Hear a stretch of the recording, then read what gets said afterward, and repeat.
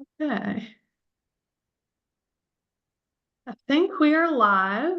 So I'm going to go ahead and call this meeting to order. It's a meeting of the Maryland Go team, January 30th, 2024, starting at 6:34.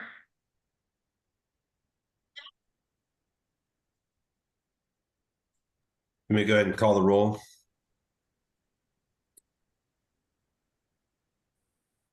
We got Sharon Briscoe, Present. Christy Perez, Present. Allison Thompson, Paul Robertson, Ashley Hanshaw, Present. Monica Waldman, Present. Miss Snyder, Missy Snyder. Sorry, sorry about that. Elizabeth Broderick Present. and Scott Thorpe Present. and Kelsey Boyajian. Present. Everyone is present. We have a quorum. Okay.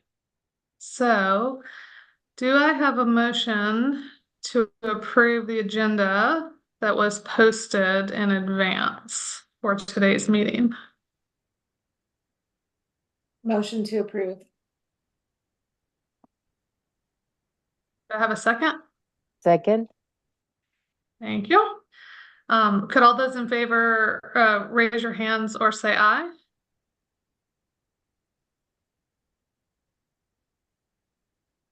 Okay. I think that motion passes.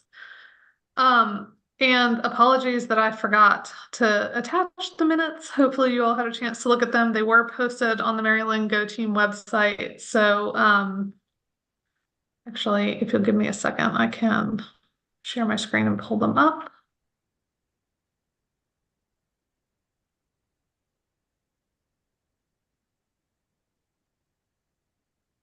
We'll slowly scroll. You all may recall that our meeting last time was a bit truncated.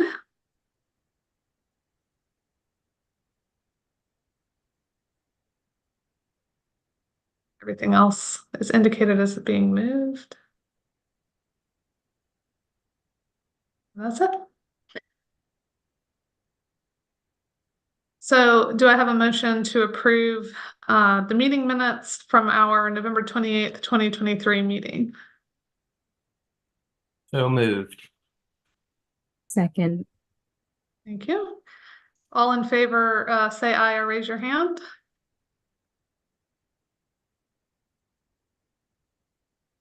Like that one passes. Okay. So per the agenda, in our discussion at the last meeting, we have a lot to cover this week, today. Second, for some reason. So we need to cover the business that we had originally hoped to cover during our November meeting, which is to review the strategic plan and continuous improvement plan goals, update or make any updates for the next school year that we feel like are appropriate. We then need to rank the priorities identified in the strategic plan, and then we'll begin the sort of review of the budget development process, which will then proceed in earnest during our subsequent meetings. So let me pull up the presentation. Briscoe, I don't know. I think what I'm going to do is just go ahead and turn it over to you in the hopes that it helps us move through, but I can advance as quickly or not as you want me to. Okay, I'm over here having yes, I was about to panic because I couldn't pull up the budget, and I know that we're not even there yet, but I was, okay. All right, I'll get started. So agenda, this is where we're going. Okay. Okay, so we are starting with the continuous improvement plan, and you know what, I should probably, I don't know if you can co-host me so I can, if there's anything that I need to pull up, but Basically, I actually was able to talk to somebody from the district today, and as you know, the continuous improvement plan is a year long.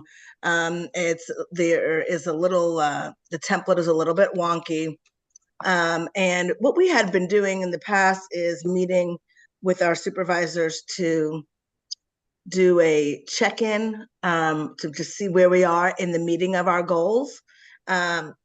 And then also doing something that was called ACEs. This is a presentation where you stand before, the associate superintendents and some other high-level leaders in the district to review the plan. That did not happen. It's not likely going to be happening, but I did send. If I can share. I think you should be able to share unless you made me the exclusive host. I did. Oh, okay. Well, give me a second then.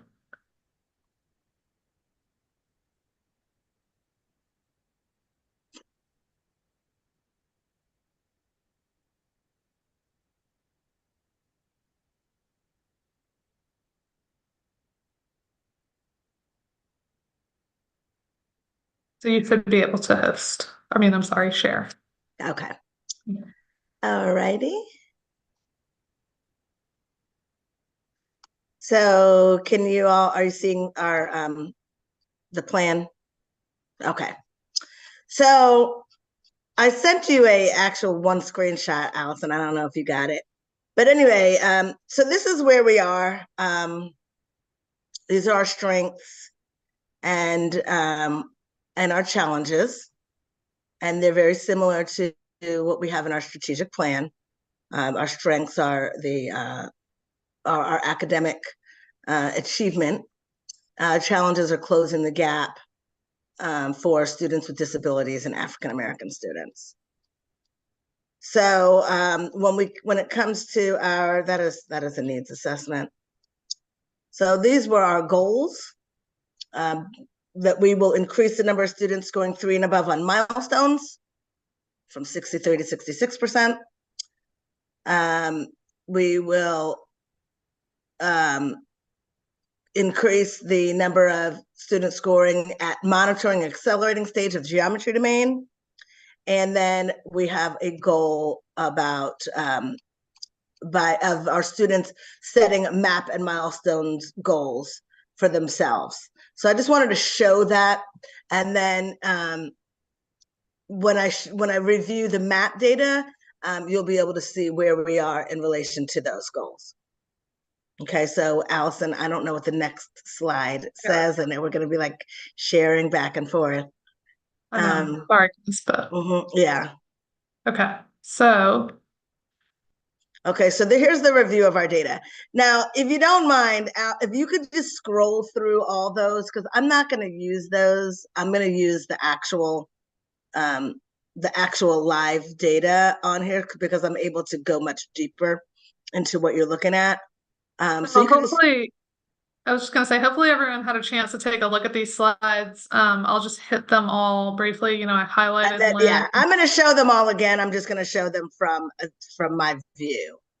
Yeah. So we've got lots of information. Lots of information. I'm gonna run through all of it with you, but in a way that's just better. Okay. So well, you probably are going to touch on this, but I think it's slide 11. It shows the breakdown based on demographic, like racial demographics. And what I don't understand is, what are the error bars? If something is, 64% and it goes down to 62%, are we just saying there's no growth there? There's no change, or are we saying it's actually gone down? I'm not really sure exactly what you're talking about yet. So let me pull up. Are you able to see what I'm showing right now? Wait, hold on. I don't think you are. And bloop. Okay. All right. Are you all able to see my screen? Okay. Yes. All right. So I'll walk you through it. And then is that Christy that had that question? All right. When I get to it, then if you just jump right in, because I'm not sure exactly what it was that you were talking about, which screen. All right. So this is just a very high level view. This is all of the schools in the district, and it is achievement. It's a predictor of how we'll do on the milestones, and it is all subjects. It's exam is all, okay? And it's all grade levels. So from this view, Mary Lynn is, looking great. We're sitting on top. If you want to, I'll scroll down so you can see where all the other Atlanta public schools are and what's happening, generally speaking, as a school district, okay? So I'm gonna break this down just to math.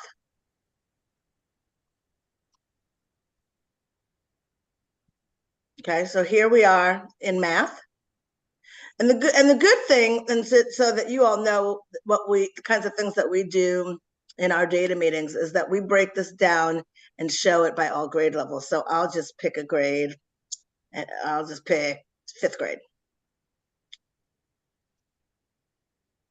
So this is 5th grade math. This is where our school is compared to the other schools.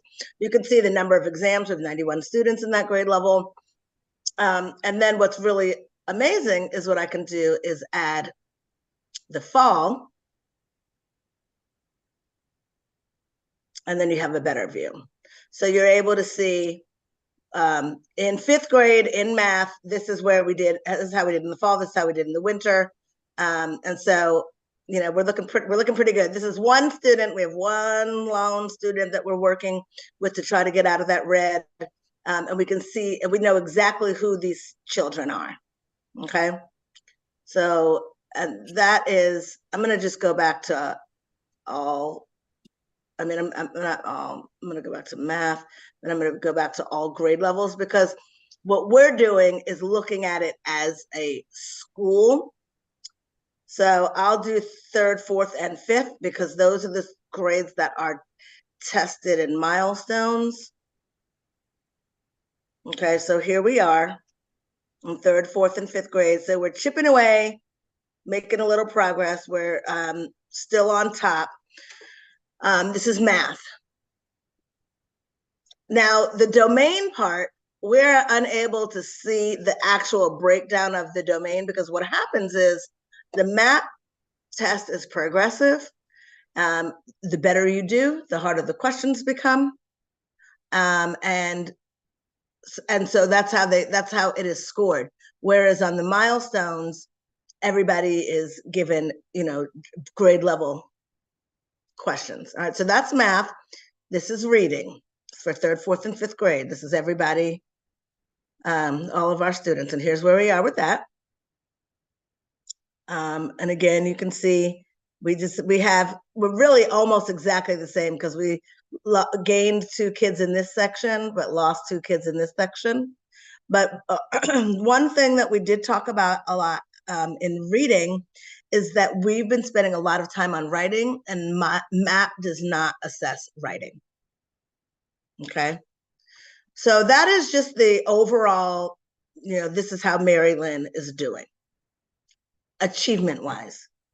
Okay, so you can see when we do CCRPI, if this were actually the milestones, everybody in the yellow, green, and dark green would be considered passing.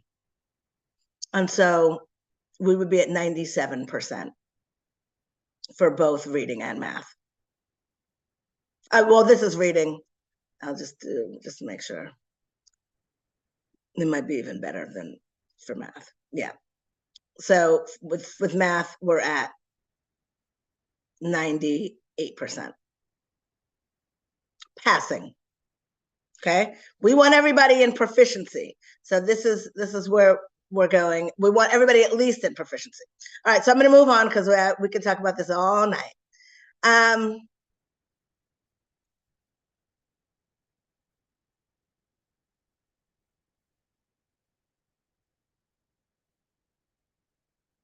And we're spinning.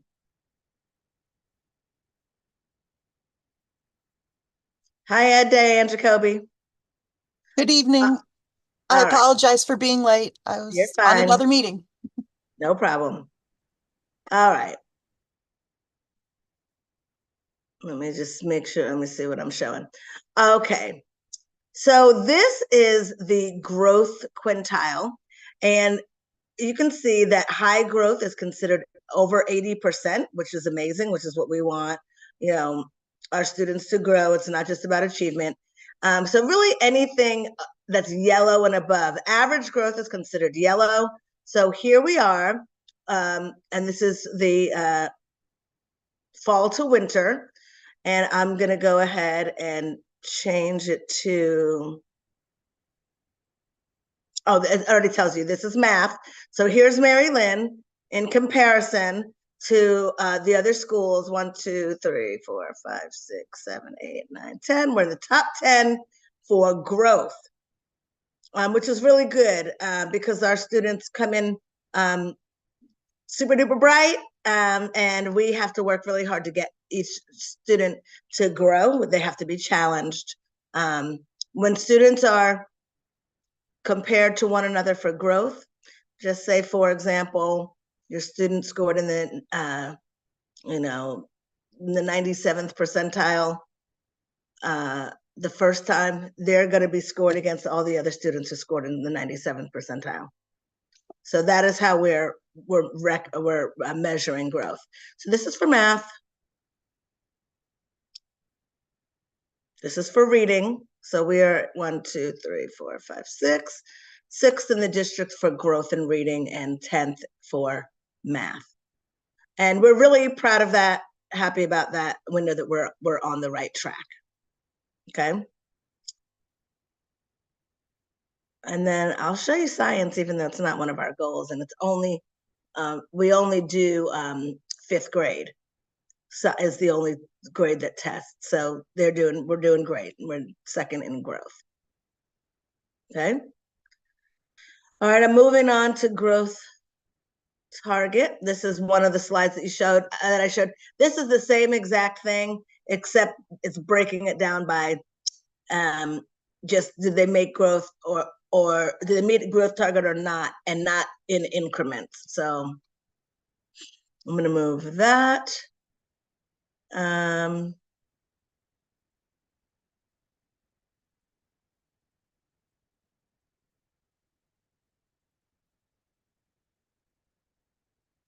Okay.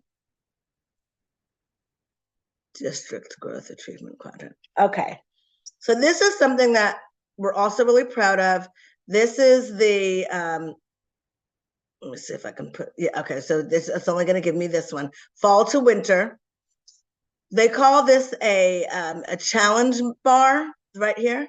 This is the challenge bar. This is where you're expected to perform. We want to always be in the top right quadrant, and we are.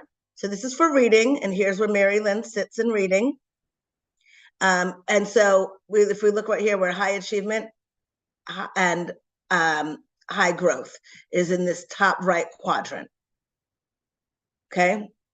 If we weren't here, I'd rather be here than here, because this means that we have a lot of achievement. I mean, a lot of growth, but low achievement.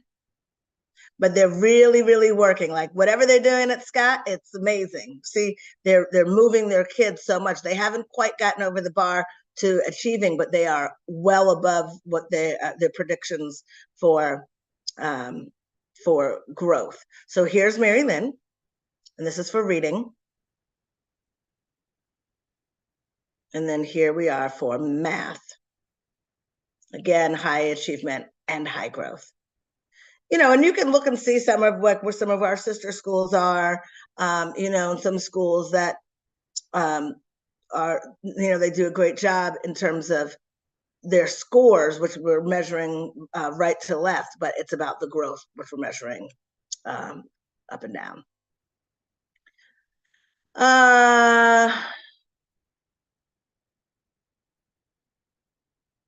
Okay, I'm gonna skip that because that is individual teacher growth, but you should know that every teacher's scores are on there, and we can drill down and talk to the teachers about who's doing what, and so that we can share strategies with how to do better, or what kinds of things different grade levels are doing. This is our actual achievement breakdown for math and reading. And so you can see our kindergartners are just crushing it.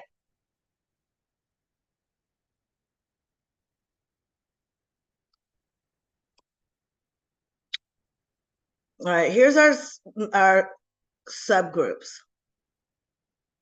Okay, and so what this means is this is how our students, well, let me get into winter. I'm gonna do fall and winter. So you can see both. So the first bar is gonna be fall, the second bar is gonna be winter, and it looks like we have just a little slight dip of students. And it may be because we used to have 14, now we have 15. This is one student different. And this is their proficiency and above. So by race. This is what I was actually asking about. So when Okay. it goes down, like, Mhm. how do you know if it's like statistically equivalent or if it's actually like they're losing, growth, like losing momentum? Yeah, so I would say that you have to look at the individual students. It gives us the number, but sometimes we have new students to join and students to leave. There's nothing that is statistically significant that is making us panic or worry that we're losing groups of kids. What we are worried about though is our African American students' math. There's a really big gap between our African American students' math proficiency and the rest of the school's math proficiency. And again, this is proficient and above. I'm going to go to Can I ask a developing. question? Mhm. Is it possible, and I know it's not apples to apples because students move grade to grade, but I mean, I'm just curious as to how this also compares to last year. Um, Meaning, like, are we seeing sort of similar trends, or are we seeing improvement year to year? I would have to pull that from the CCRPI report. But it's generally we're on trend. I was trying to see if I could get the this data for last year. I don't see where I can change the date on this, but I can definitely ask about that. This is this view that you're looking at right now is the view of developing and above, which is what counts for CCRPI. And so you can see we have a lot more of a much smaller gap to close in our developing than we do in our proficiency, if you can see that.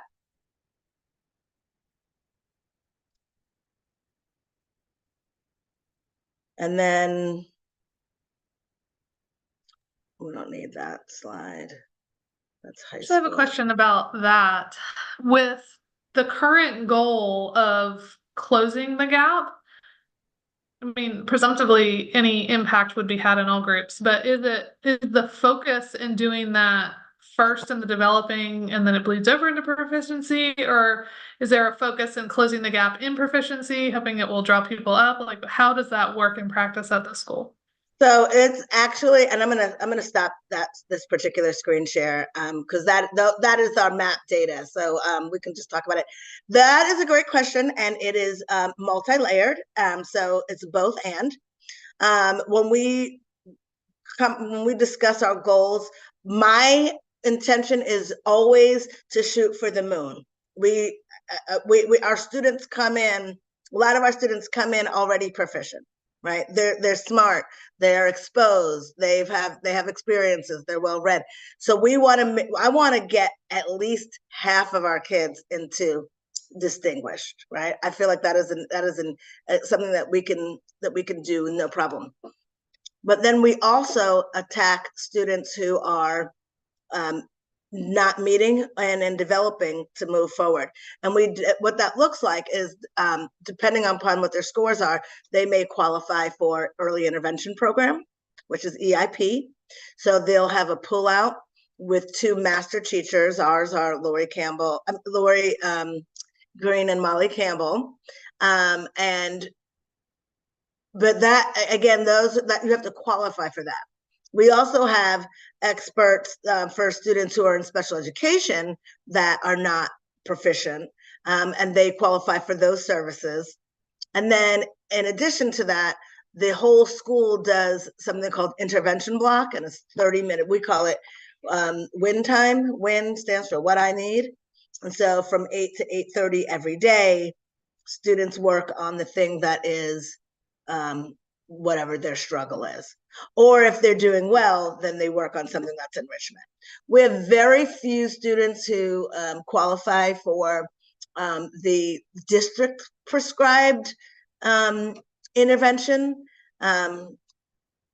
But those that do, we're responsible for making sure that they get a particular amount of minutes using the tool that was provided by the district.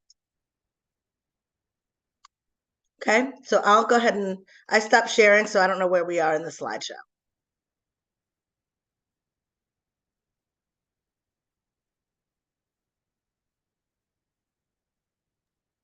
I just realized that I also did not unmute myself.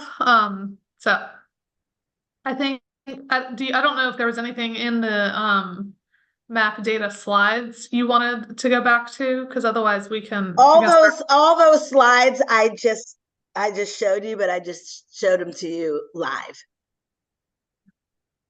So I think we're good with that. Okay. So this is the school's current strategic plan.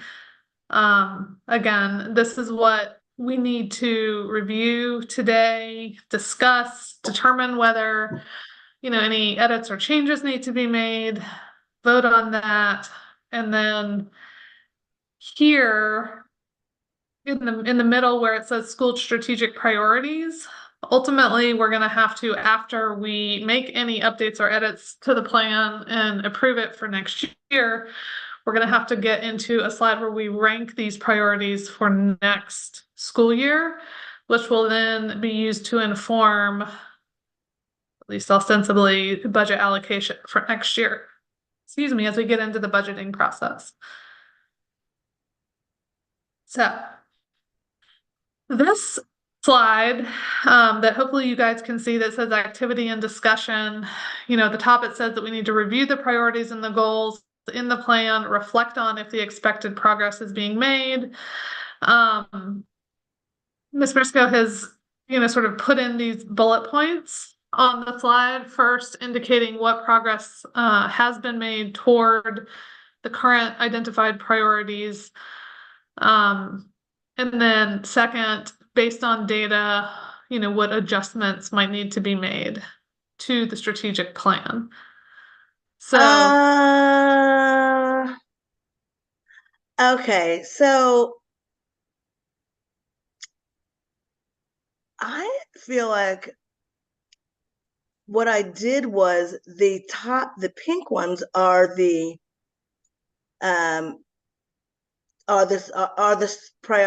priorities, and then the blue ones are aligns with it. So where it says use data to inform instruction, and that's kind of weird because I don't recall that being the language in there, but it was what is the goal, what is the priority, and then how do you know that it's happening? So like, for example, when it says use data to inform instruction, we are doing Totally Tuesday, the data dig, slideshow, and the agenda. Those are the things that we have that are evidence of that. So then providing unique learning opportunities to cultivate students' curiosity of learning. The school-wide PTA and community calendar are the evidence that we have that we are doing things that are kind of like outside of just the norm. So like, for example, unique learning experiences are things like science day that's coming up, or our STEAM rotations that the teachers are doing on the regular. I just feel like there's something missing from this slide, and I don't know what it is. Aligning the resources with the mission and vision, that's the evidence is our G298 report and our foundation grants. And then the environment that retains, empowers, motivates, and inspires teachers, that would be our PL calendar and committee reports. But those are all four of those on the top are goals that are in our strategic plan. And I feel that we are making progress towards those, and that's where the evidence lies, in the blue. Yeah. Well, I guess based on that, it then just leads to this question that is in the blue, which is, are there any other, based on the data, are there any other adjustments that need to be made to either the strategic plan, or I'll just add to, I guess, to try to facilitate meeting whatever is in the strategic plan if it itself does not change? So I just feel like everybody, this is like a good time for everybody to get a chance to weigh in on how you feel about that. Does that next slide, what does that next slide say? Oh, okay, updates to the plan. So I'll go back here just so that folks can see, again, the current strategic plan while we discuss.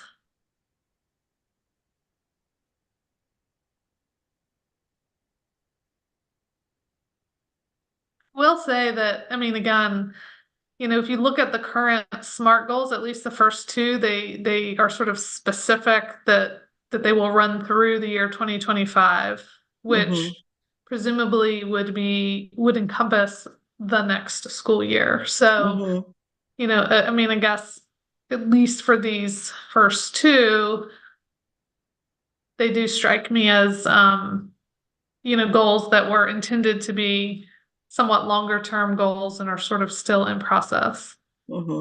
And they're about proficiency by increasing by a percentage point. And we're, as I shared with our map, we are really, really high up there. So when we're talking about percentage points, that I think that that's what we agreed, that it was really challenging to do that. And this is for proficient and above. And the same thing with the second goal is math related, and it's 2 percentage points each year. I personally feel like those are good goals to continue with. We won't know. We're tracking the progress using the map data, but we won't know for sure how close we've come until this milestones administration this coming year.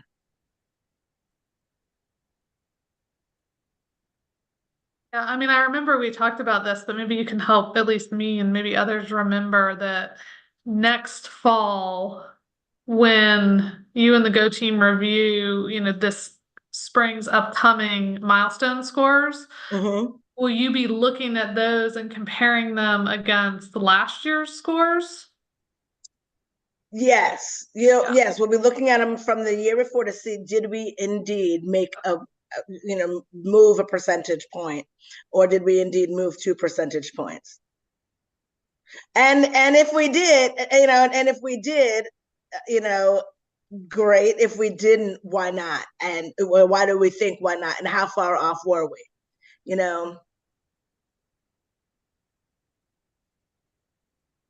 That's what those two, the one thing that I would put on the table as food for thought is, does anybody think that there's a need to indicate that we're specifically talking about milestone scores as opposed to anything else, i.e. map along the way, since we're talking about year over year increases?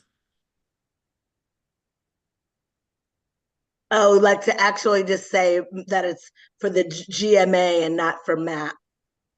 Yeah. I think that's good to note which actual assessment it is.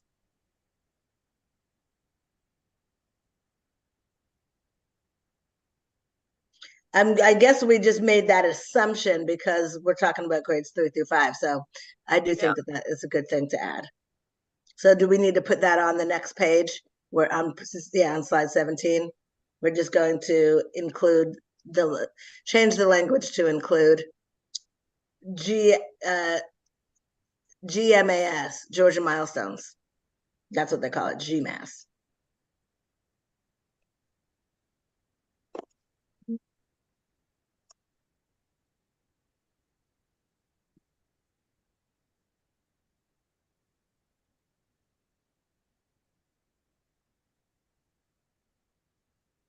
Okay.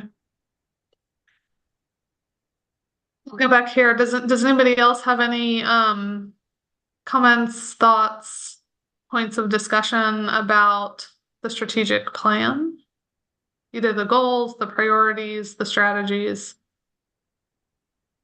I have more of a question about the achievement gap and subgroups.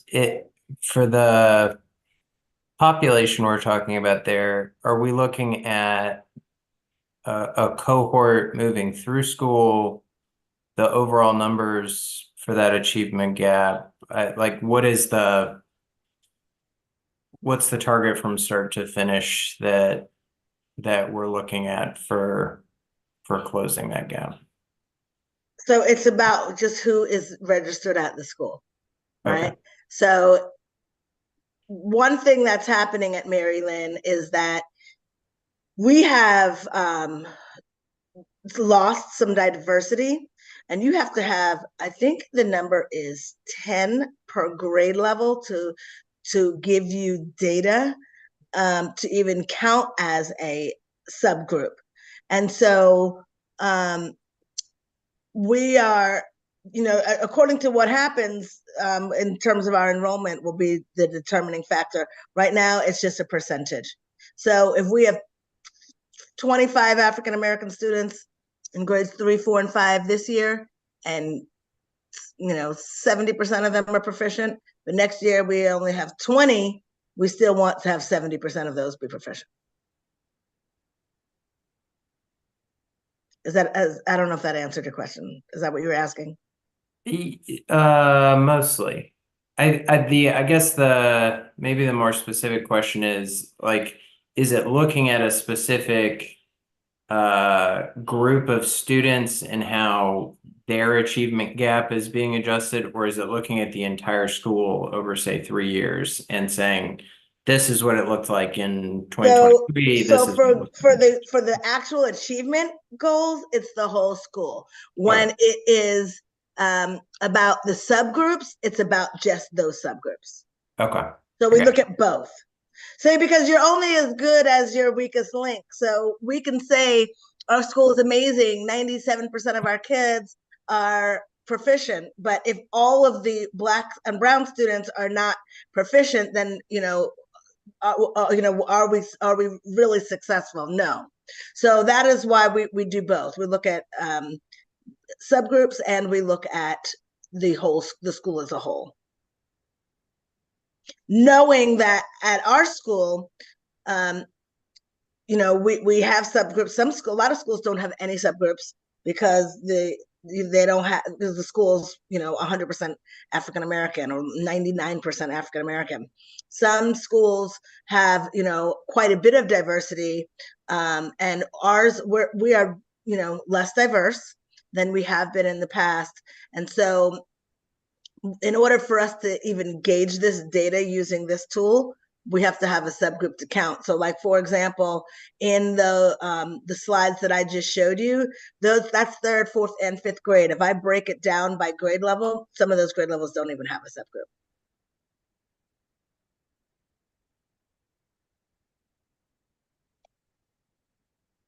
Can I ask a question about the priorities for creating a system of school support? I know you talked a little bit about how you're demonstrating that you're, giving support to the teachers, but is there a feedback mechanism where the teachers, are able and to say what they need, and are they able to say if they do feel supported? And I guess also just a little bit about, your retention of the leaders in the school and the teachers in the school. So there is a district-wide tool. It's called the Gallup Engagement Survey that the teachers take. It's anonymous. And then the feedback comes to me based on, and it's something that the whole district uses. I don't have a tool that is specific. Well, the data that I get is specific to Mary Lynn because it's Mary Lynn teachers taking it, but I don't have a survey that is unique to Mary Lynn in terms of what, if there's something that a teacher wants.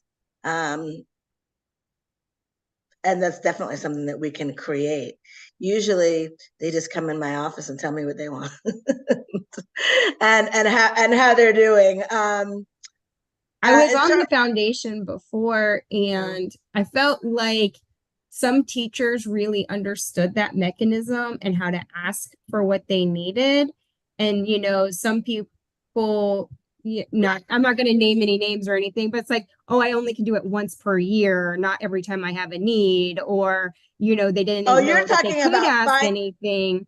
So I just don't know, like, if there's that culture there that they can just come in your office and say, hey, I need XYZ. And then you're like, oh, yeah, sure. Open door policy. You can, I won't even answer that. I'll let the teachers answer that. So I'll step up because I mean, I'm not gonna start by saying I'm not shy, because the reality is Miss Briscoe is incredibly approachable and we feel like family members. And if there's something that's not realistic, then she, in a gentle way will say that's not realistic. And I will sometimes say, well, but what if we, whatever. So it's one of those things where, and I feel like the vast majority of my coworkers feel the same way, that if there's something that's necessary that we need, the entire goal of our whole school is to push us forward, to keep us at the top, to push us to the next level, to have our very incredibly high kids showing growth. And all of us understand that. And if we need certain things to help us accomplish those goals, Miss Briscoe is very approachable into, and allowing that. I will say Missy is one of the people that comes in my office. and she also provides snacks. So that's an incentive. Yeah, I do. I keep like literally a plethora of snacks because I want people to come to my office, and they're in there. My door will be closed and they come in there. Are you in a meeting? Are you in a meeting? Yes. I'm the worst about that. No, boy, Ashen. Yeah, I'm terrible about that. But I second what Missy said. I mean, like, if it's in Briscoe's power to do whatever we're asking her to support us with, she's gonna do it. But that, but I think that your question, Christy, was mostly like financial, in terms of requests for finances. Our teachers get $500 each a year from our PTA, $250 in the beginning of the year and $250 at the end of the year. I mean, at the midpoint. But I think that's what's even more meaningful is that when they want to do something new or try something new, being able to ask for that instead of just finances, because the money is one thing, but we definitely, teachers ask all, can they do this? Can they try this? Their grade level wants to do something different, and we're really open to letting them do it. So I think we could do something to capture what you're already doing in the SMART goals, not necessarily financially, but like, percent retention of teachers, or, percentage on their anonymous survey of, positive feedback for the school or something like that, just because I do feel like it would show really nicely for something that's already being done. So the quantitatively district demonstrate. monitors the feedback for the Gallup's engagement survey, and you can believe that if your data is bad, you're gonna get called on what's going on over here. In terms of retention, I would say that over the past 9 years, we've had some pretty good retention, but there are things that are just outside of the locus of control of a school. When COVID came, people just mass exited. People have babies, move, and there's just things that happen every year. I would say that our core of teachers has remained, but we just have to account for the reality of people. It's very, very rare that people just if they get ingrained that they leave. We've had a few.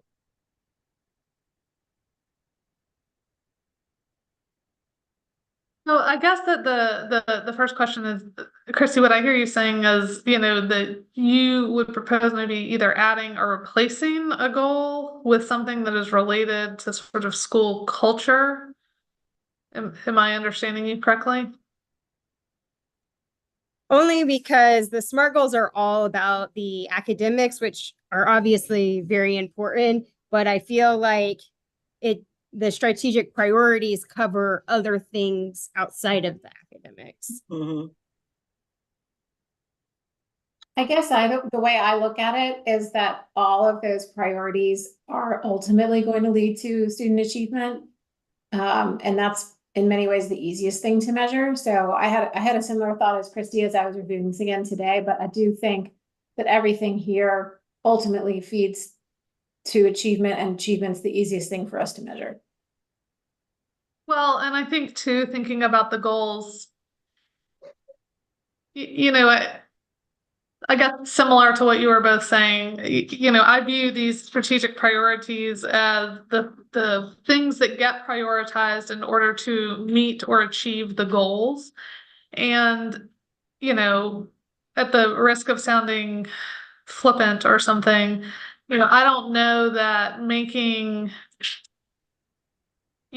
teacher retention or whatever we wanted to articulate it as, like, one of the primary goals of the school, as opposed to these sort of student achievement based things, makes much sense to me, as opposed to having, this priority of an environment that retains, empowers, motivates, and inspires teachers, so that the teachers, stay, feel comfortable, feel resourced in order to facilitate the sort of like the goals, the fundamental goals of the school. Well, maybe I could suggest this, maybe, because I agree with what Christy's saying. Like, what's the evidence of that besides that the district-wide survey? But I think for the purposes of our meeting and like where we are in the year and with our plan, what we're doing is we're just making sure that we agree completely on what we already have in existence, so that we can agree that when we discuss our budget, that we are putting our money where our goals are.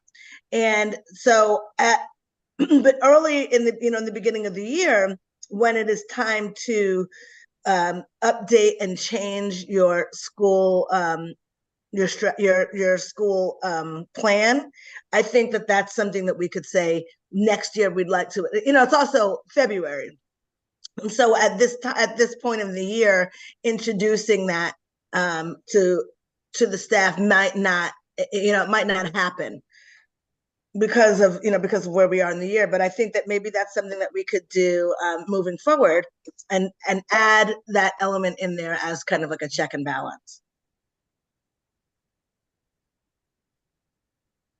How you guys feel about that? And that way it'll give me some time, over the summer to develop a survey that's asking the questions that will really get to the meat of what it is we're asking.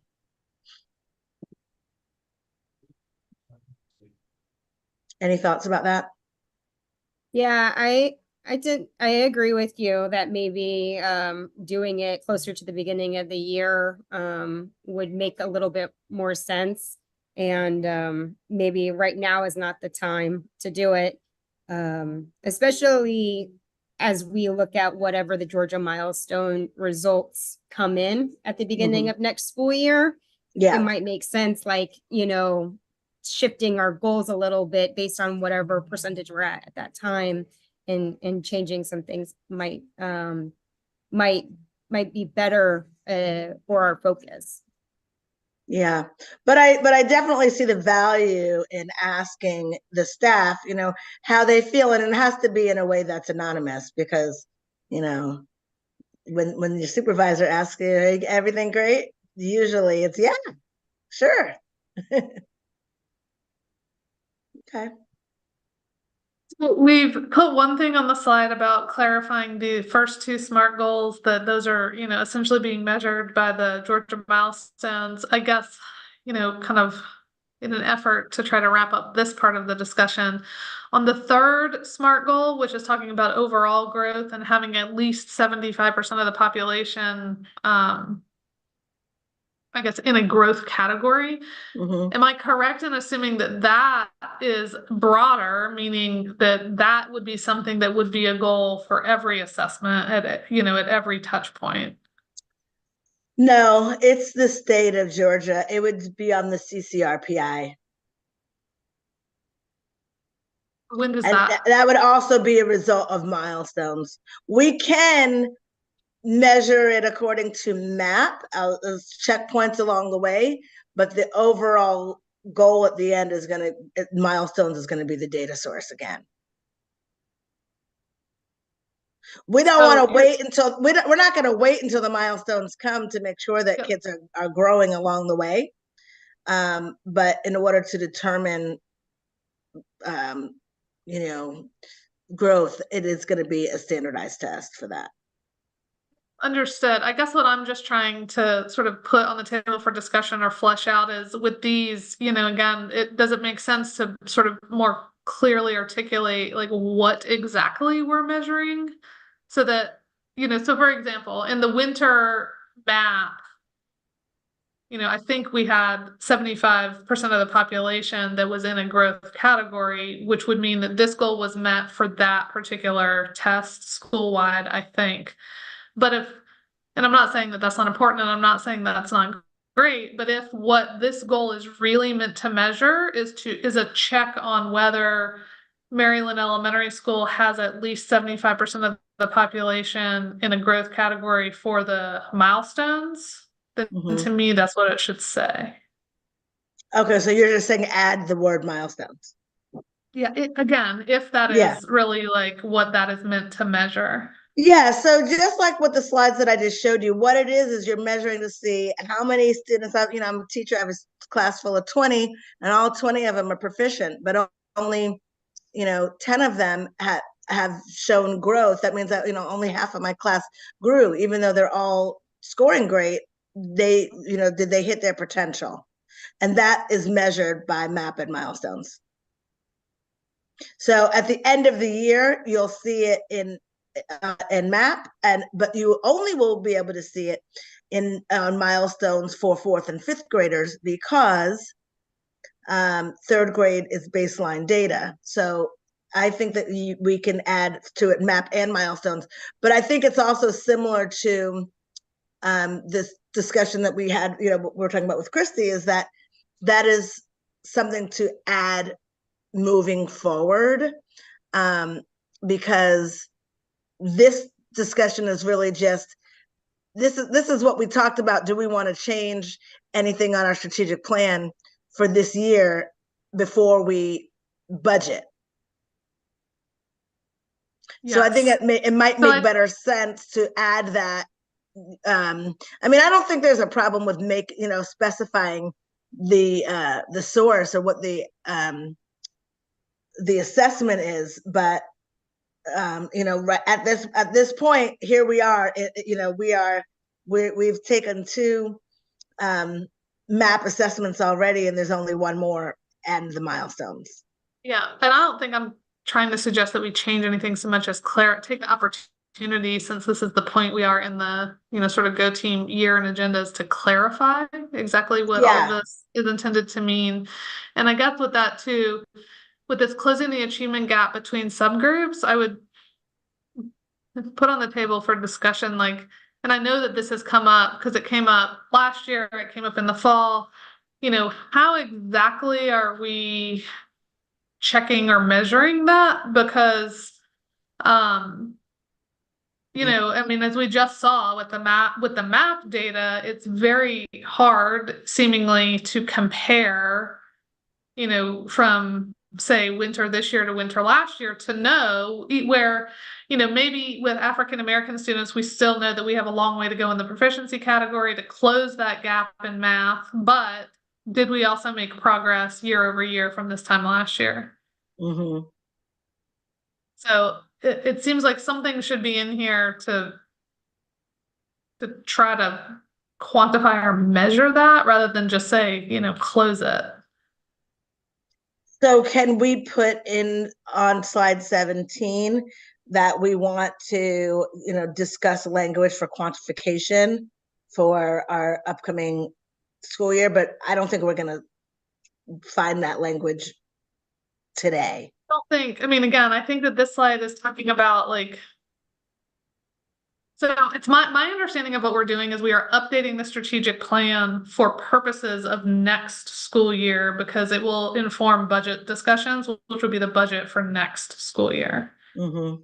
So, I don't want to necessarily put anything in here that's like for discussion in the fall, because I think what we're supposed to be doing is making sure that the strategic plan is where we all think it needs to be for purposes of the budget, all for next school year.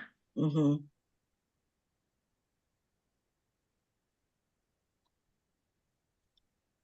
So is there a suggestion for, in terms of, are adding, if we're adding in like the monitoring piece, or are we adding in like, can you give me like a suggestion of what you're thinking? Well, I think it's kind of like this. Like, we would be just adding into the first two SMART goals, the specification that the measurement is based on Georgia milestones. And I guess similarly, at least with the third goal, that it would be the milestones in the map. I frankly don't know what it would be for the fourth. Or if others even, think that is important or necessary. I remember we had this discussion last year as well, at least around the the subgroups piece, and I don't recall where we landed. Maybe we didn't land anywhere, but what keeps popping to mind for me is looking at that graph that showed from fall to winter that at least among the African American students, there was a drop. But I'm hesitating to use that as the measure because I don't know if that reflects the changes to the student body. And I feel like what would be more, the better measure would be to be able to track those same students as a cohort, but I don't know if we have data that reflects that. I mean, that can certainly be something that we include, is that we want to look at students year to year in addition to students in the same year. Be tough too, because a lot of those kids left, Right. last year. I also think one thing to consider for this last SMART goal is just like getting to the same idea, maybe with some slightly different language, because right now it says close the achievement gap between the subgroups. Theoretically, you could do that by having the achievement decrease in some. So I think the goal is actually to increase achievement in subgroups, that are not performing at the level as other groups. So I guess with that, I just wonder if maybe it's not that we want to close the gap. Yes, we want to close the gap, but we want to do it by increasing the achievement in the lowest performing subgroups. Yeah, I think that's kind of like maybe like an understood, but to It is. but what we'd be doing is just making it more specific. Yeah. But my point is though, is that something that we want to do today? I think that when our group meets next year, they're going to look at the plan, and then they're going to discuss what it is, are these goals still goals that we want to keep? And they can look to these notes to say, I think that it's okay to say we want to change the language to reflect more specificity, but we're not going to get through the budget presentation if we're also going to be working on a goal for next year that the next year's board is going to also be asked to change. So are we, Diane, I know you're on here. Is that something that we're able to say, is that we would like to, change the language of the document to be more specific about the goals towards the achievement gap? My suggestion is that you put in the language in the strategic plan that you want to see, because make it, this is your opportunity to update it to reflect what the team is looking at. So saying that you want to update the language, take action, update the language, and then put it for a motion for the team to vote on. Does that make sense? Okay, so we need whoever's the wordsmith at this moment to do that. Okay. How about?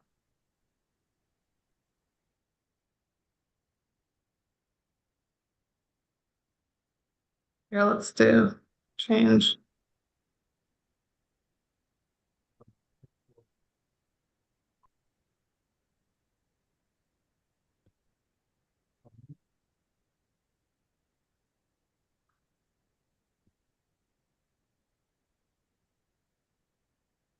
I don't know how we want to say this.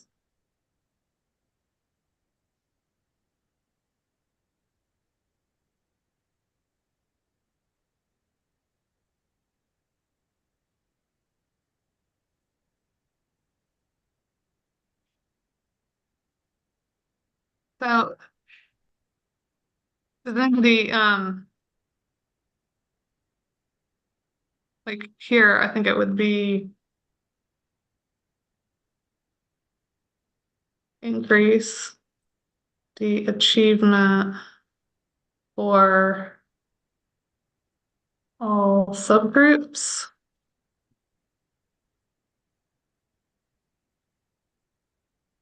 Like below average. Problem is that none of the subgroups are actually below average. They're all above average if you look across the district. Just merit MLE average.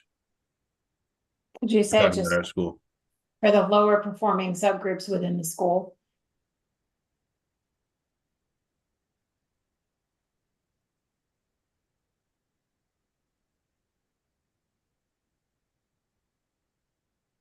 And then I would add something to say as measured by the milestones or something like that.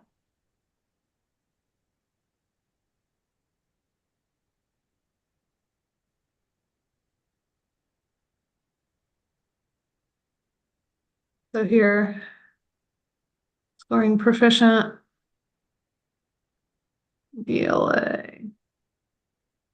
GMAS, and this, and that.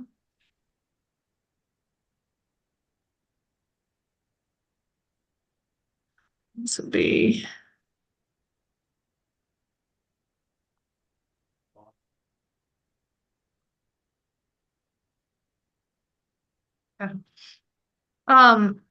just again, for purposes of moving along, I mean, does anybody have any sort of discussion or thought about any changes that either through this discussion or prior to this meeting, the review of the strategic priorities and the strategies for those priorities? Nope.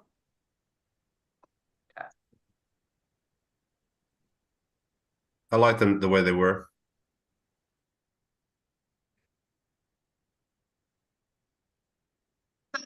Based on this, and this is on the agenda. If there is no further discussion, can I get a motion to approve the Maryland Elementary Strategic Plan as changed per this discussion and reflected in this presentation? Motion to approve? Second. Okay. Any discussion? No. Okay. All those in favor, raise your hand or say aye. All right. Looks like it passed. Okay. So the next thing we have to do is we have to rank the priorities. So here, again, I believe that Principal Briscoe put the priorities in as they are currently listed. They don't necessarily have to stay in this order. I didn't put them in as listed. I put them in as a recommended priority. Okay. Well, good. That's helpful because I didn't actually compare back and forth. I just looked at number 6 and saw that that was number 6 on the other one. So let me just look. So what we need to do is we need to, I guess, decide if, we as a Go team agree that this is the right priority ranking of the priorities we just approved to be in the strategic plan. And with that, I guess why don't I go ahead and take a motion to approve this strategic plan priority ranking. Do I have a motion to approve as identified? I just made this up according to what I think. Do you think that people should just, I know that you asked them to look at it beforehand. Yeah. Like, does anybody have anything that they feel like should go in a different order? Yeah, I was going to call for discussion, but we can just sorry. go ahead. It's okay. Could we make the motion first and then call for discussion? Yeah. So can I get a motion to approve the priorities as reflected? Motion to approve? Second. Any discussion?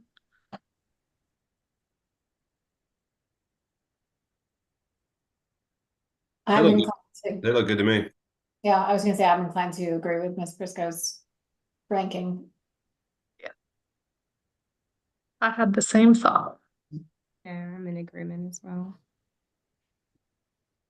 Okay. Well, I'm going to say this a little slowly to give someone a chance if they want to speak up. But with that, all those in favor, raise your hand or say aye.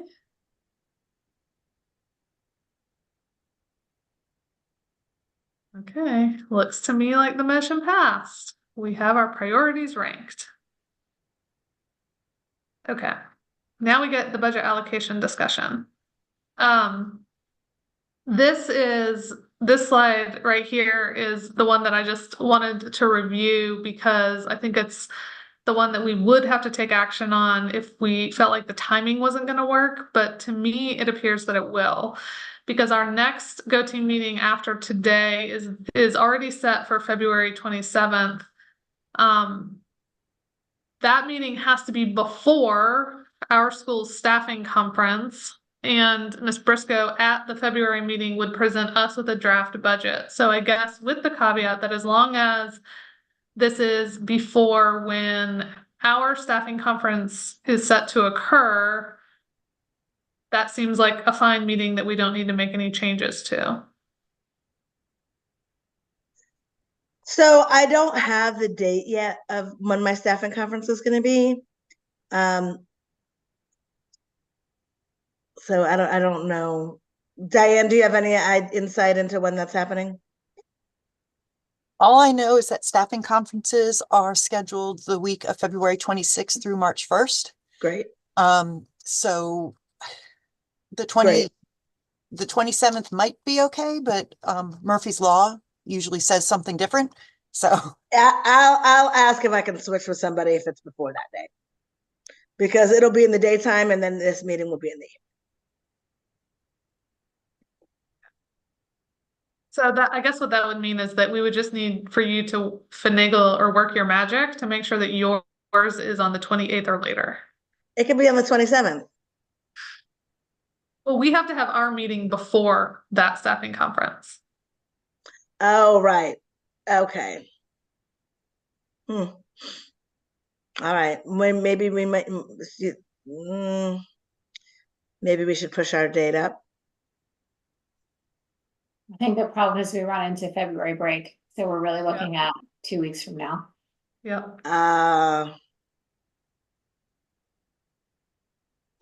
Well, when I show you the budget, you'll see that there's not much to discuss anyway. It's not, we don't have a lot of wiggle room.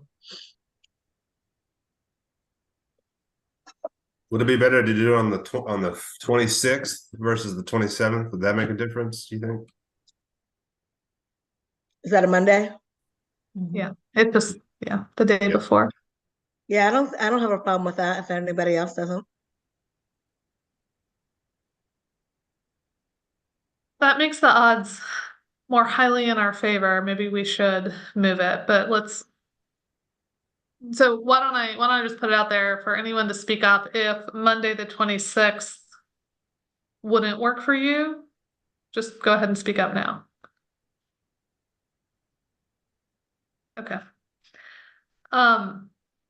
So then the next one is the March meeting, which is the budget approval meeting. That one has to be after the staffing conference, but before the budget approval deadline of March 15th. And it sounds like we're going to hit that sweet spot because it will definitely fall between those 2 days. So that one looks like it's fine. So I guess based on this discussion and consideration, do I have a motion to approve moving the February meeting from the 27th to the 26th at 6:30? Motion to approve. A second? Second. Yeah. So all those in favor, raise your hand or say aye. Okay, that motion passes. So this will move, I'm going to put it here to the 26th. I'm going to put it on my calendar now so that we'll remember. Okay.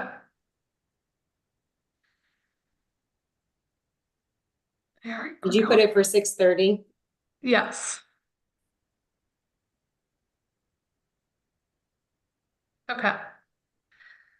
So I'm going to try to kind of go through this really, really quickly. So, again, the slide went out. It really just sort of highlights what Principal Briscoe's role is in the budget development process, what the Go team's role is. I'm going to highlight that the Go team's role is to just focus on the big picture. So, positions, resources, not the individual detail of, people. It says people, but I think it really means any individual detail. And our job will be to review it to make sure it's just aligned with the mission vision and that they're allocated according to the priorities that we just approved, having been ranked. The following slides, which were sent out in advance, are really example slides. And so I'm going to turn it over to Principal Briscoe to just sort of give an explanation or preview about what we should expect to see at the next meeting.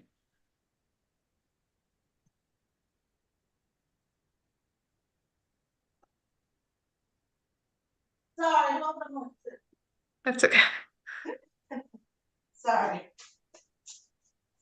I had to step away for just a second. Okay.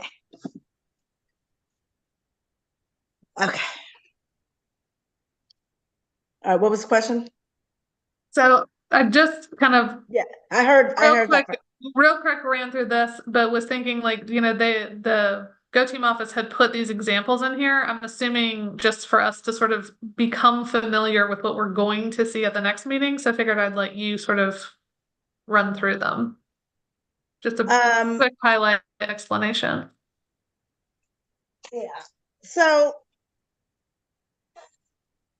what I'm gonna do and what I'm prepared to do tonight is to just walk you through our budget and what our budget, the money that we have been allotted, what that means, how the district determines each school's piece of the pie, and then how each school gets to use that money in a way that benefits, that keeps the school running.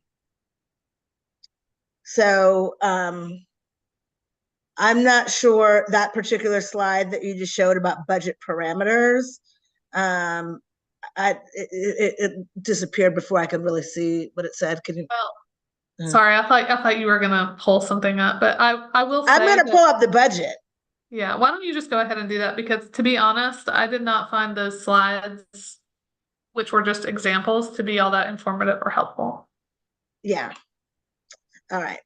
Let me share with you the budget.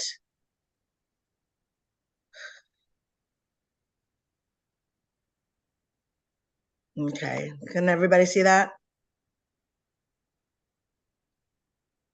Okay, so I'm going to walk you through it. I'm going to do it a little bit backwards so that you can see what it is that we share with the community. At the very end, what we share is this presentation of the budget, and that is our per pupil expenditure and how much money we are spending by function, right? So right now, this is tentative. Obviously, the budget is not completely balanced. I'm just showing you what it is. So keeping in mind that in our discussion that this is what gets shared. Okay, so I'm going to just start with the allocation. So we are projected for 515 students. Last year we were projected at 541. We currently have 509.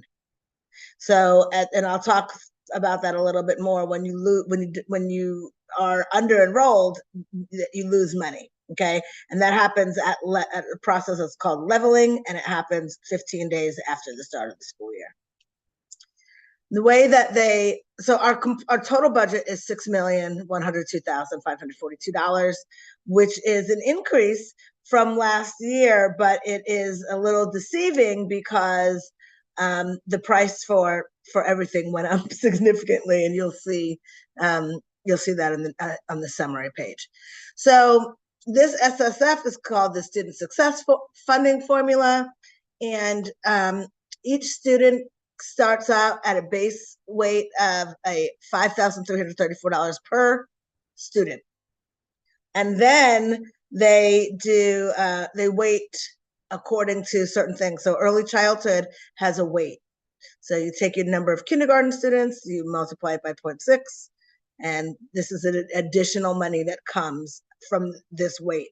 Kindergarten, first, second, and third grade all have a weight associated with it.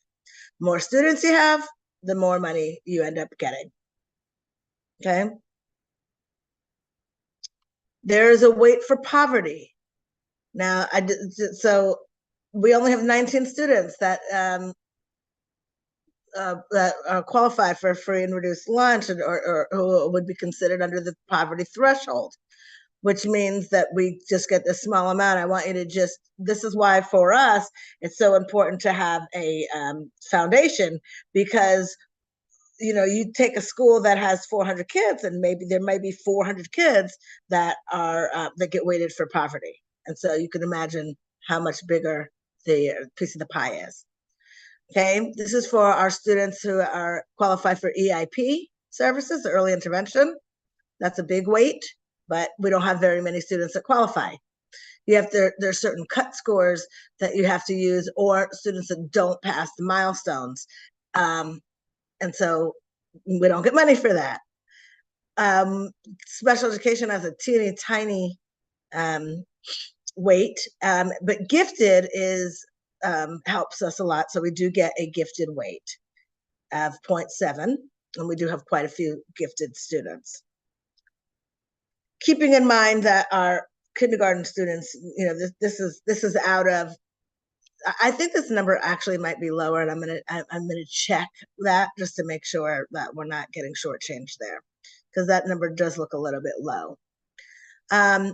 They gave us a baseline supplement. To be honest with you, I don't know exactly what that is. I think that both of these are supplements for the transitioning of the school because we lost so many students over the last 2 years.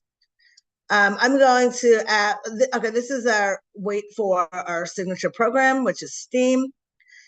I'm going to actually ask that we are able to use this field trip transportation money that the district gives and apply that to something else, because our students generally purchase all of our field trips, and including that includes the transportation.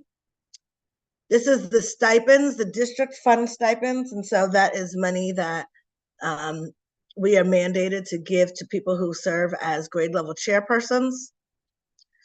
They gave a flex amount this year. That flex amount is the price of a counselor in the event that you wanted to increase the number of counselors that you have in the building, but we don't. And then the full-time equivalent, that's what FTE stands for, allotment is 12 for us. And so this is what generates our full budget. Okay. I'm going to the summary page. So on the summary page, this is our projections for next year. I've shared with the district that I do think that they are inaccurate. I don't think that we're going to have 108 fourth graders because we currently only have 93 third graders, and I don't see where we're going to get 15 students from. However, we do have, I think that we're going to have more than 83 third graders because the number of second graders we have is higher this year. I don't have my paper in front of me, but I did share that. If you can see that our lower grades, and I think this is going to be a trend, our lower grades are smaller because of the rezoning. We're going to just start coming in smaller and smaller because there's no more siblings or grandfathering. Okay. So what I'm tasked with doing then is taking this money and staffing the building first and foremost, staffing the building. So I draw $109,000 off of for every teacher. Every teacher, that's what we get charged for. And that is because it includes their benefits. And that is an average of the cost of a teacher throughout the district. So you don't pay for individual teacher salaries. And I understand that why we don't do that, because it would keep people from hiring, people with advanced degrees or older teachers that make more money and get to, big headache there. So this is the average. So this is $15,000 more than it cost last year. 14,000. Last year, teacher drew $95,000. So while this, the budget increased and the student base weight increased, it's nothing compared to how much the price of a teacher increased. Okay. So this is what we had staffed for last year. We currently have 4 teachers in every grade level, but we had a 4th kindergarten teacher that was paid for out of another budget, paid for out of CARES. CARES is over. It was government money that came from COVID, and that's over. So we will not be able to use any CARES money. So what I'm planning on doing, just sharing this with you, is keeping 4 kindergarten teachers, but changing to 3 first grade teachers. because, and I think that this is probably accurate. We have 64 kids currently. So there's only 16 kids in a class. It's a very small number.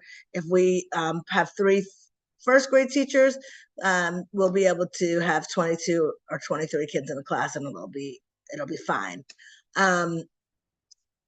And so I have to, there's a sheet right here that I'm not going to go through because it's personnel related, but I just want to show you what it looks like. It is where I can literally take each of the teachers. So just say Kristen Guthrie was going to move to another grade level. I would literally just remove her from that and change it to say kindergarten. So that there would be a little bit of shuffling, and that's how it would reflect on the sheet. So the idea is to have 4, 3, 4, 4, 4, 4 teachers. Does anybody have any questions about that? So we are losing a teacher, cutting a teacher. I'm not worried about we're not talking about who it is going to be, because that doesn't, that's not the function of the Go team, but I will let you know that every year somebody leaves for something. So I don't anticipate anybody like being out of a job. I'm very confident that that's what's going to happen. And this is recorded, so you can come back and say, Ms. Briscoe said somebody was going to leave and not lose their job. All right, so we have I pay for a 0.5 STEM lab teacher. That's currently Missy Snyder's position.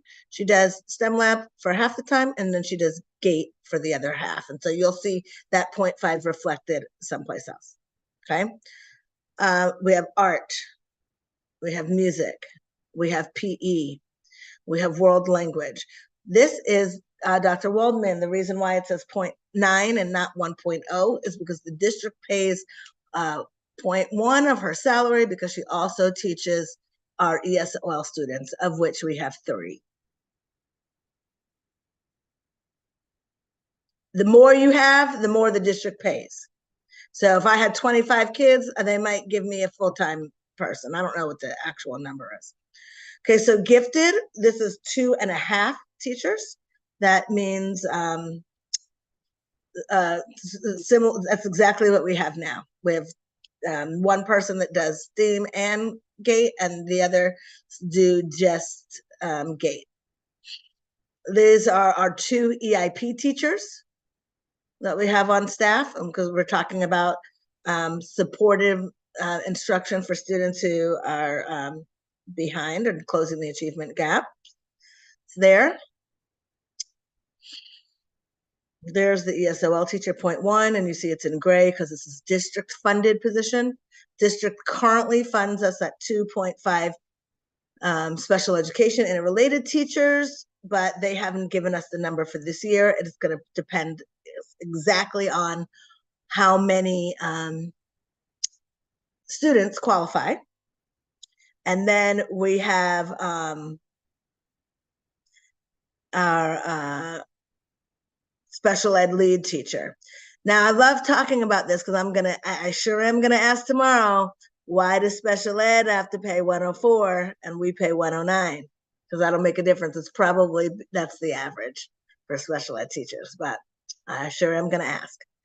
Okay, we have a speech language pathologist, half-time. The district pays for, we actually have 1 special ed para. This kindergarten para position, I had a 4th one that was also funded out of CARES. And so I'm missing that position. I have 4 kindergarten teachers, but I only have 3 paras. For now, I'm going to show you where I plan on making that up. And it's right here in this PE para.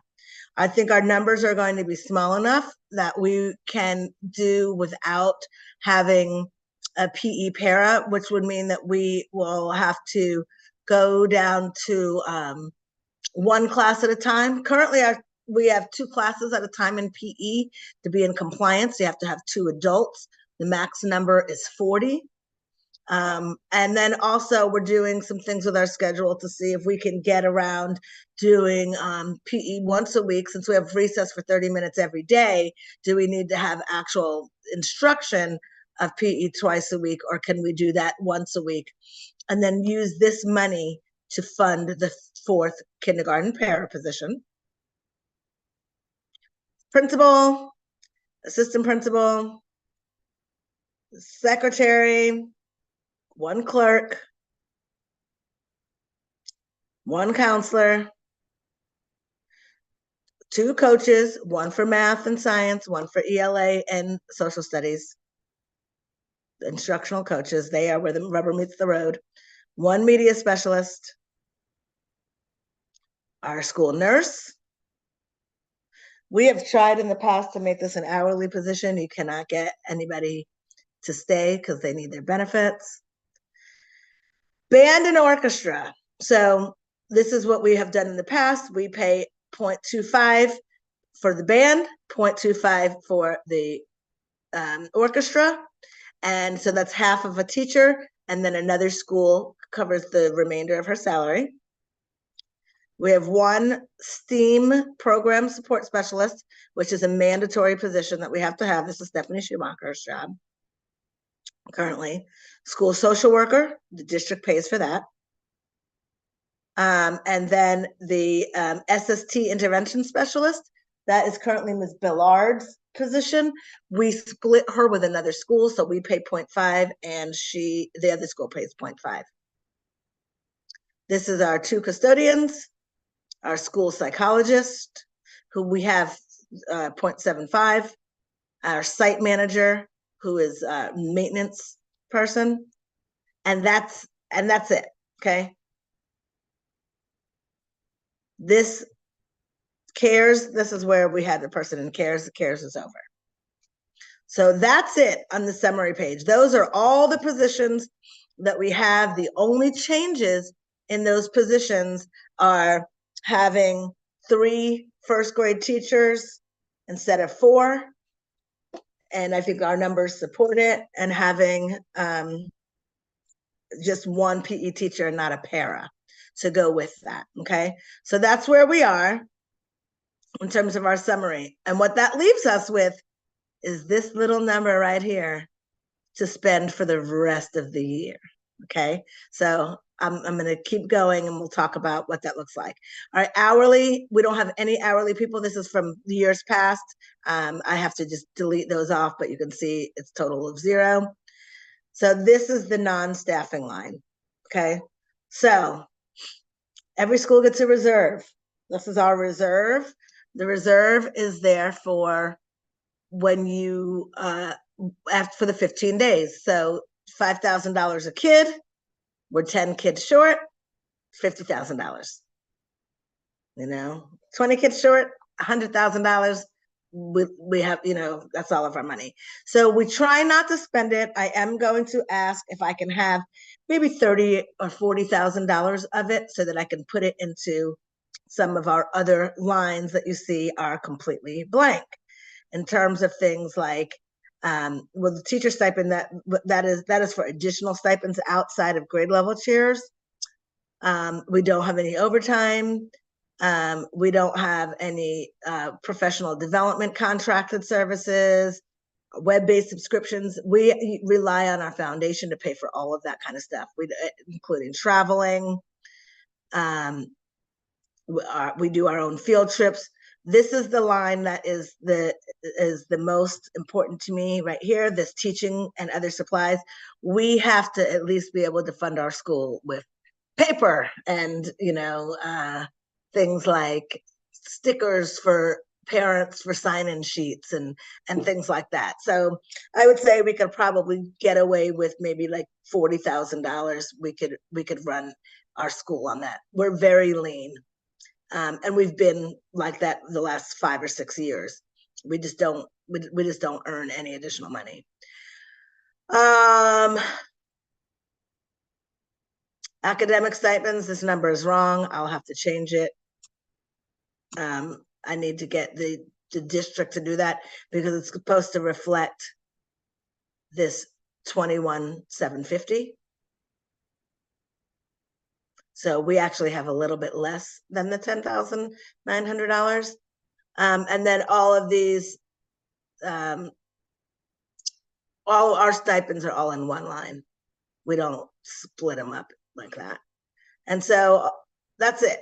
This is turnaround, and then this is substitutes. And I'm going to go show you the substitutes on this screen.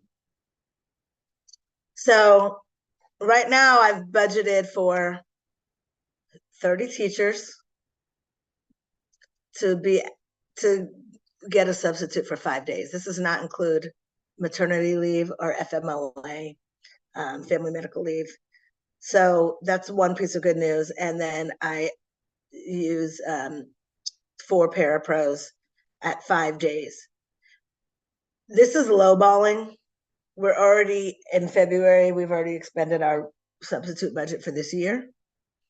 And that is because we use substitutes for things like professional development. When a teacher's out, we have to pay for our sub. So I would like to pad this a little bit more, but I'm going to see what the district will give us. Then there's turnaround, which doesn't apply to us, and then starting back with the beginning. But what I started with, this is the presentation. So this is our entire budget. And you can see that 73% of our budget is spent on instruction, student services, improvement of instructional services, maintenance and operations is a very small piece of the pie.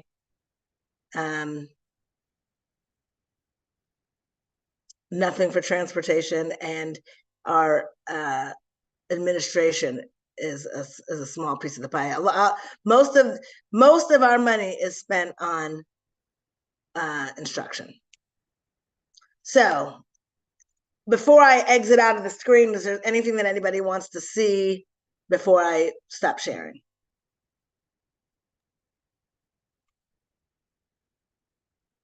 Nope.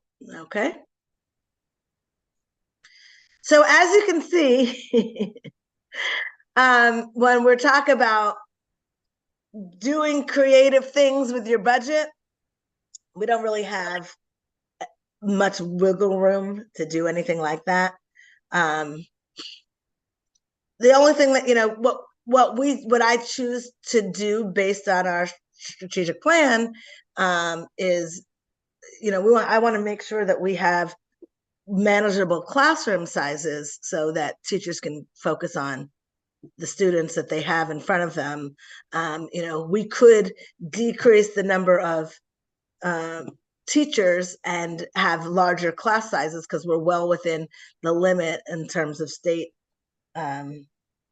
compliance. But I think that the better bang for our buck is to have as many classroom teachers as possible, and as many people who touch students or directly interact with students instead of things like materials. And that's why we do such a great job fundraising, so that we can get supplemented by our community, because we don't receive any Title I funding either, because we're a non-title school. So that's why our foundation was built in the first place, because of the lack of Title I funding.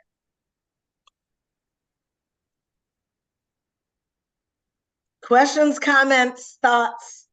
Anybody have any ideas about how they think that we could better use the money that we have, or just any ideas of what I can, go to bat and beg for? 2 things I will ask about.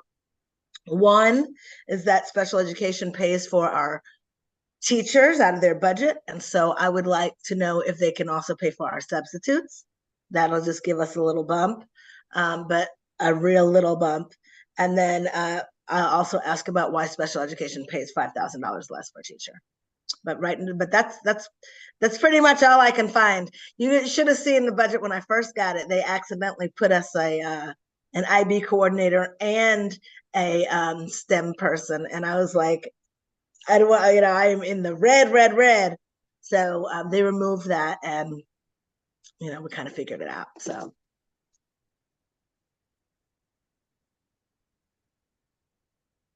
That's a tight budget. so I say Bueller, it's a tight budget. But I mean, just to be honest with you, we do this every year. We do a lot with a little. And it's because we are fortunate enough to have, a community and parents that support us. It's really the truth. So that's what we've been doing.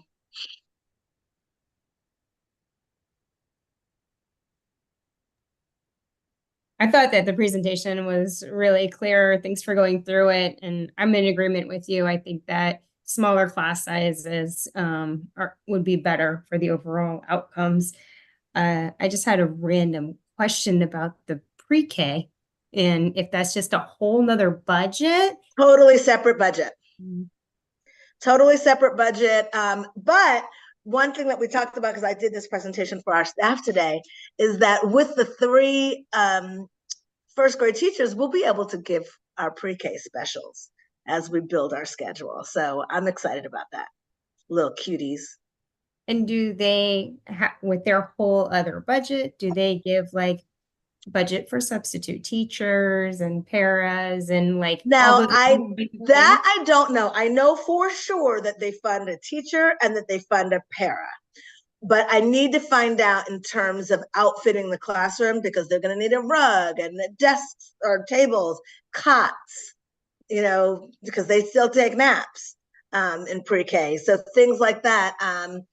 I need to find out from the district how that gets funded, because I can't pay for that. So is that happening, Ms. Briscoe? Yeah. There's nothing left to do. It's just going to happen. There's nothing left to do. All right.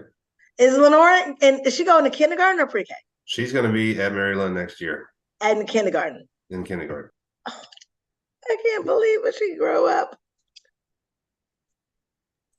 I was asked by another, I don't know if I just ask now, by somebody in the community about the Rising Kindergartner Kinder Camp or something. Yes. Is Maryland going to be doing anything like that? Yes. Yes, it should already be in the Rocket Blast. We're going to be having a Rising Kindergarten coffee. It's on February 5th, next Monday. That's my birthday. I'm going to start my birthday morning meeting and greeting the parents of a new kindergarten. And then in April, I think it's April 29th, don't quote me, could be April 26th. Well, we're doing the kindergarten blast off, which is where the kids get to come and meet and greet one another, and they play outside. They get to go on the school bus. We get them Kona ice and they play. And they meet the staff, and then the first 2 weeks of June, we'll have kinder camp. Sign-ups coming. I'm honestly, what I'm waiting for is approval, but we only need 2 classrooms, so we're gonna go ahead and get that out. We need to really do that this week because people are booking camps, and you only need to do one week. It's for 1 week only. Okay, thanks. Sure. All right. So what happens next is that I am going to, so you see the budget in its raw form. What I'm going to do is I'm going to work with the districts and try to figure out how I can beg and scratch for us, just, to give so that at least I can use a little bit of my reserve. So that I know that we'll be able to, just afford the basics of running a school and ask those questions. And then when I come back, I will have it balanced down to 0 with the exact number of who's who in each area.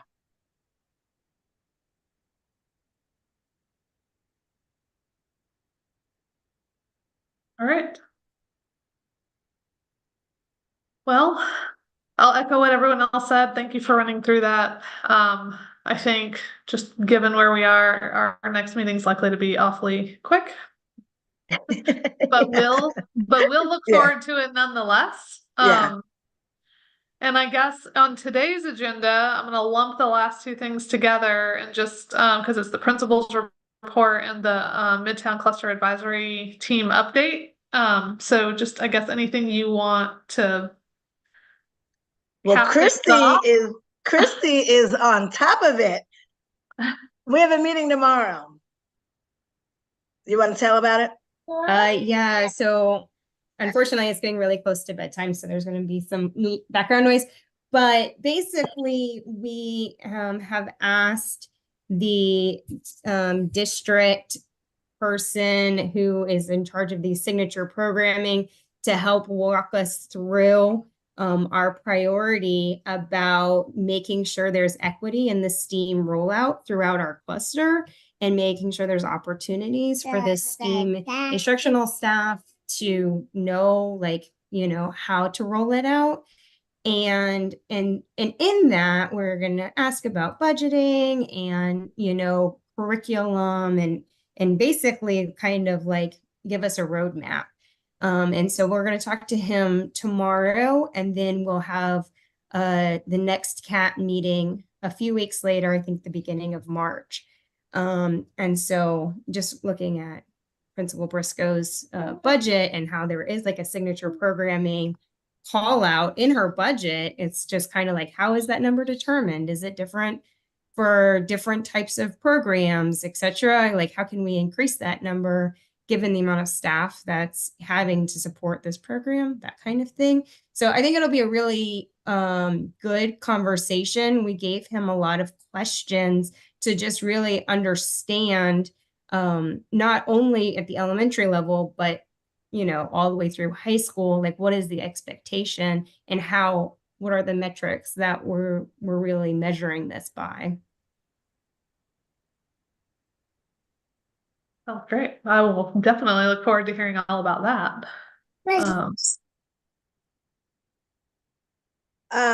Okay, and I can also give you just a quick overview of what's happening.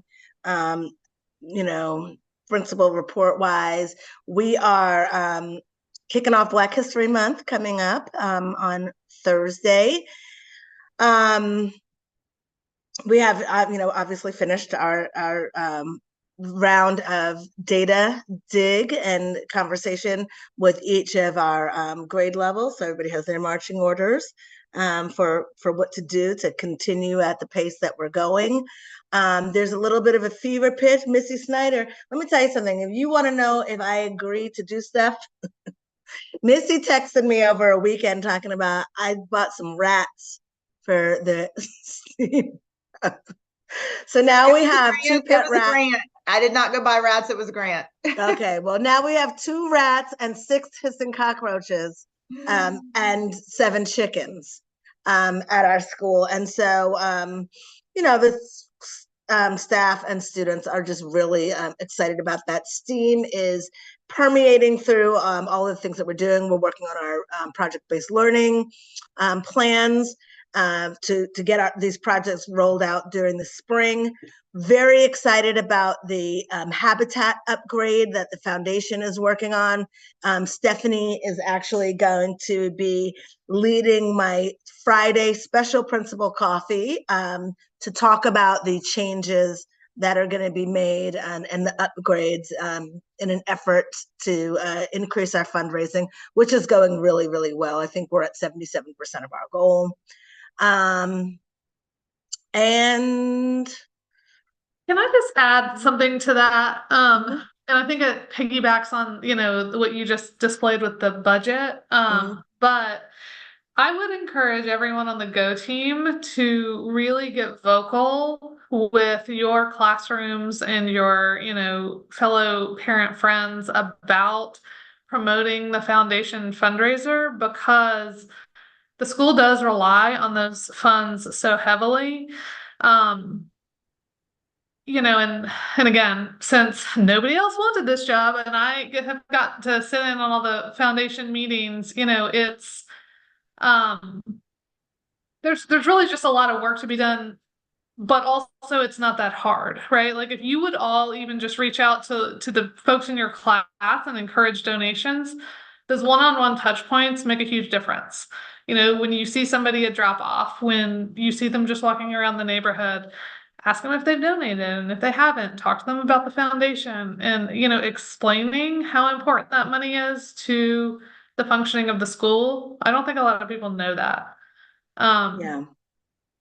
But I think also can I also add that it's not just current time, it's moving forward. I mean, Stephanie and I have some very lofty goals as far as planning some very exciting things to keep Mary Lynn in the forefront in the district. And we're talking about, you know, raising trout, and we're talking about hydroponics, and we've got all these balls in the air that makes everybody super excited and smiley and ready to jump on board. But at the same time, we're not going to be able to function without that support that you're talking about. Yeah. So, I mean, I know I put it on the draft agenda that went out, you know, because Emily Newton, the head of the I don't know what her official title is, the chair, I guess, of this year's foundation, you know, just wanted to put that plug in. But I think as a Go team, and again, given the budget component, that it's really, frankly, incumbent on all of us to go out and help support their fundraising effort, because it helps just with the overall budget situation. But please don't tell them that we're destitute and we're not going to make it. Well, of course not. Yeah. I just wanted to also put it out there, not that I have any recommendations or suggestions, but in one of the early CAT meetings, one of the principals brought up that the Midtown cluster doesn't seem to have as much partnerships with corporations. And I don't know what that person was comparing it to, but I did notice when the principals were reporting last time, they were talking about, you know, so-and-so from such and such place came and did something. And I saw on Facebook, I think somebody from Google came to Mary Lynn. And I just wonder, when you're talking about hydroponics and other things like that, if there's opportunity for corporate sponsorship, either through the university system, grants, or through corporations that can donate those supplies. If there's an avenue for some way that us as a school can to reach out for those things, instead of just, you know, for the parents who are also very generous and putting money there too. Yeah, that's a really great observation. I will share with you that we have had trouble in the Midtown cluster at, you know, overall in securing those kinds of partnerships because we're non-title. So a lot of corporations look to support and fund schools that are considered in need, or struggling schools, or schools that are struggling academically. And they don't really, our partners tend to be more local, you know, businesses that will do dine outs and things like that with us. And then by way of like parents who have really great jobs who will do fund matching. But you are correct. It is really hard to get people to partner with schools that are high performing. So if anybody has any ideas, I'm happy to talk about that.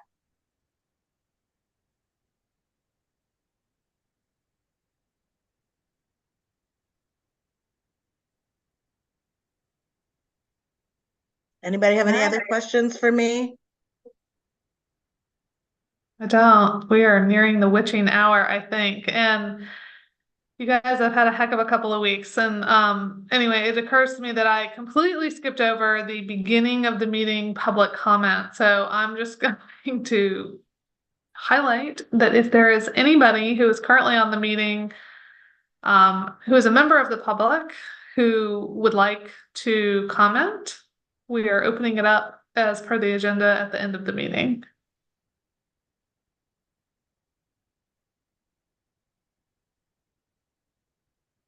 All right, hearing nothing, I am going to make a motion that we adjourn today's meeting at 8:20. Allison, I'm sorry, can I make 2 announcements from the Go Team office, please? Sure. Okay. The first one is reminding all Go Team members to finish their training. You should have been sent your annual budget training. I promise it's a 5-minute video, 10 questions. In under 15 minutes, you're done. The other announcement is we have open declarations for the 2024 Go Team elections. Every school will need at least 2 parents and 2 non-supervisory instructional staff candidates to run for their Go Teams. So please think about those voices that you may want to have on the Maryland Go team, because as you were talking about with your foundation, that personal ask goes a long way to encourage people to run. You can find the declaration at apssstrongschools.com, and that is open until February 28th. Thank you. So that's the next thing we need to get on. Who's Yeah. rolling off and who is coming on? Yeah. And Diane, when you get a chance, would you send me the information about like who still needs to do what trainings? Because then I can help facilitate making sure that that happens. That was a good call out, and I'm glad you reminded, because we actually can't pass the budget until we have all done our budget training. Yeah, and Allison, if you can hang on for just a minute, I can show you, like if you and Principal Briscoe want to stay on, and let me share my screen, I can show it to you if you want. We can do that at the end, or Okay. I can. I'm not going to make her, but okay. Well, thank you for that. Okay, so now I'm going to ask for a motion to adjourn today's meeting. Motion to adjourn.